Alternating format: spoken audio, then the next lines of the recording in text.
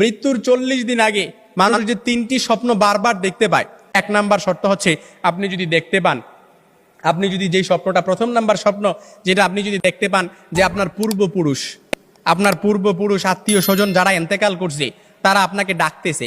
তারা আপনাকে ডাকতেছে, হাহাকার করতেছে, তাদের কাছে চলে যাওয়ার জন্য ডাকতেছে, কিংবা তাদেরকে বেশি বেশি স্বপ্ন দেখতেছেন, তখন মনে করবেন যে আপনার মৃত্যুর সময় গনিয়ে এসেছে। তবে এটাই যে খুব একেবারে বোঝার বিষয় এরকম কিন্তু নয়, কিছু বিষয় রেয়ার থাকতে পারে। তখনই আপনি আল্লাহর কাছে সাহায্য প্রার্থনা করবেন, আল্লাহর কাছে বেশি বেশি ক্ষমা চাইবেন। দ্বিতীয় নাম্বার যে স্বপ্নটা, সেটা হচ্ছে আপনি যদি স্বপ্নে দেখেন যে আপনার বুক থেকে একটা পাখি বের হয়েছে আর এটা ছটফট করতে করতে আসমানের দিকে চলে গেছে, সাইয়েদনা আলী রাদিয়াল্লাহু তাআলা থেকে